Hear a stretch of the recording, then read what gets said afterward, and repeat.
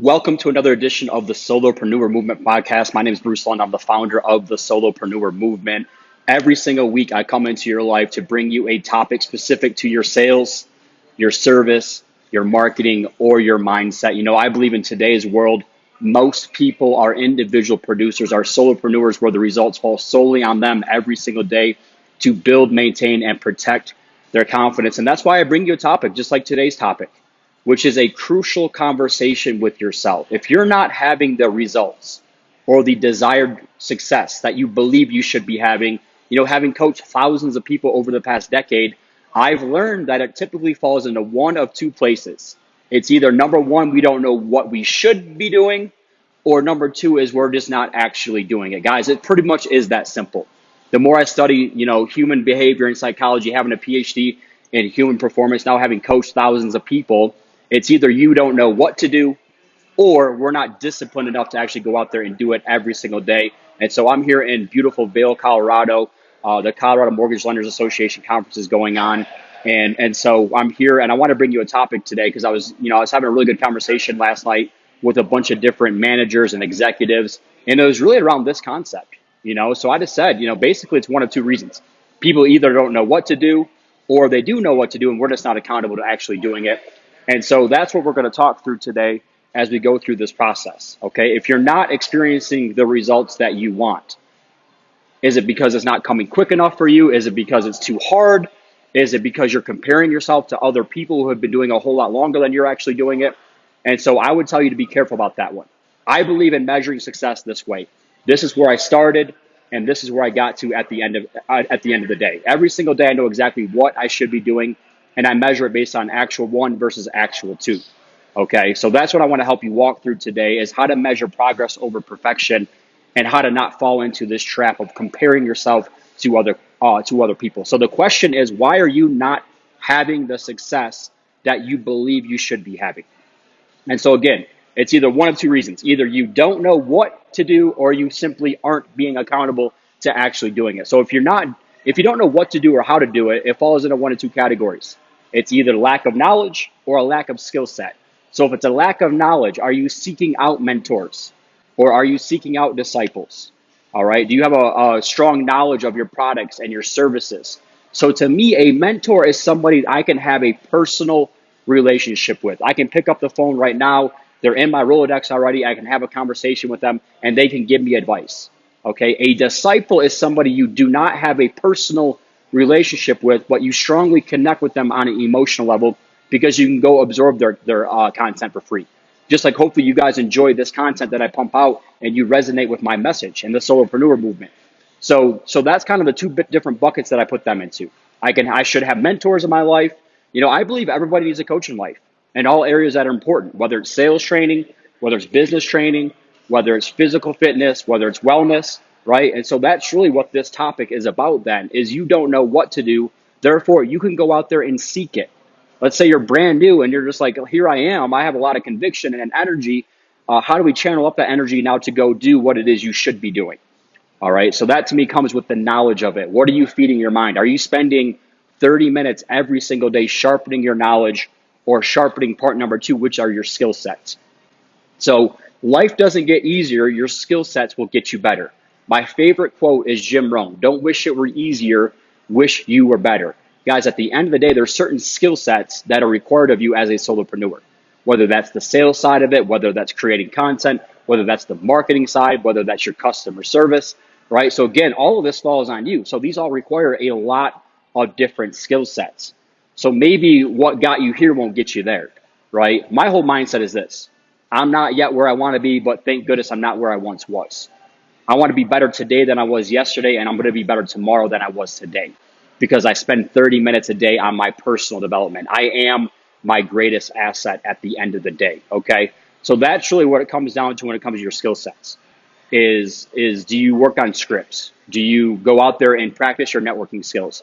Are you really good one-to-one? Can you speak in front of groups of people?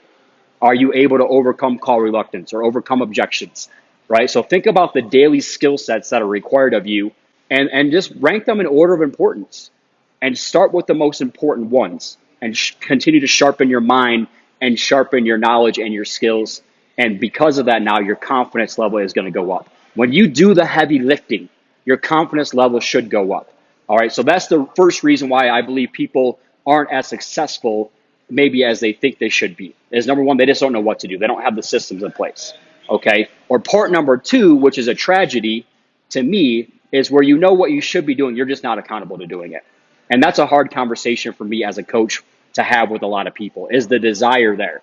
A lot of people will rank themselves on a scale of 1 to 10 in desire. They'll say they're a 9 or a 10. And then I'll actually ask them, okay, are you doing things when it's inconvenient? Are you doing the heavy lifting required every single day? Do you have clear benchmarks, right? Do you have these systems in place? And a lot of the times the answer is no, unfortunately. So the second part of this is just we all need some form of accountability. Trained people will always outperform untrained people. When left to our own devices, we're not afraid to let ourselves down. We do it all the time.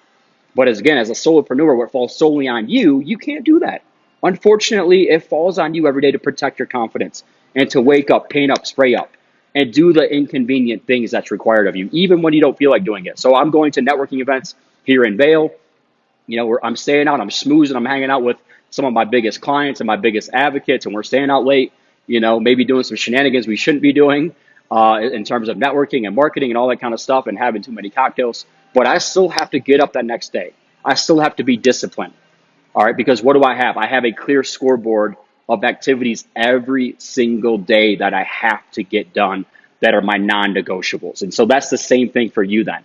What are the things that you don't necessarily, quote unquote, enjoy doing, but you know are vital to your success as a solopreneur? And then how are you being accountable to it? So again, the second reason for me is it's a tragedy, and it's unfortunate when people know what they should be doing, they're just not simply doing it. Because it's empowering when you know what you should be doing. Like that means you're on the right bus and you wake up on point and on passion, on purpose, on plan every single day. But then when you actually just don't do it, man, that can tear yourself down. So that's the worst thing for me and my confidence is when I know what I should be doing, but I wake up and I don't actually do it because of my confidence, because of my energy, because I don't feel like doing it, or whatever the excuse might be for that day. So I often say it's basically if you know what you should be doing and you're not doing it, you're being negligent to your career. You're being negligent to your family. You're being negligent to your future success. All right. So I that's the last thing that I want for people. So that's where that accountability piece comes into play. All right. So some final observations for us. All right. Sometimes it's okay to be a little hard on yourself, right? Sometimes it's okay to get a little mad when you're not having the success or the results that you want. All right. Because it's going to light that fire under you. It's going to tap into that competitive advantage. So sometimes you got to get a little bit of an edge to you. I'm going to give you permission to do that, is to get a little bit of that competitive spirit or that drive or that punch or that motivation to go out there and do that. Because we will far more regret in life what we could have done, should have done, but did not do. So just think about that. We will far more regret what we could have done and what we should have done, but we did not do. That's category number 2. When you know what you should be doing, but we're simply not doing it. And my final analysis to our newer friends out there, whether you're in real estate or mortgage or title, insurance, financial, don't compare yourself to other people. All right. You don't have to be overly hard on yourself if you're not having the results and the success. Guys, it's going to take time. I'm a huge progress over perfection person. But just ask yourself right now, if you're not experiencing the results that you think you should be having, does it fall into bucket number 1, which is you just simply don't know what to do, right? You know you need to go attend events or host events, but you don't know how to attend events or host events or network or overcome call reluctance or overcome objections or to better explain your services, right? We talk about in this program or in the solopreneur movement, like at the end of the day, like there's a lot of things that we have to do. Like your plan should be boring on paper, but your business isn't boring because there's so many things that are required of us that we need to know what to do. And then the second part then is once we know what we should be doing, we know we should be prospecting every day. We know we should be making certain calls that maybe we don't necessarily want to make and to ask for business and to overcome objections, right? So if we know what we should be doing, but we're not doing it, we need some form of accountability. We need to tap back into that competitive spirit. So I want to give you permission to do that this week.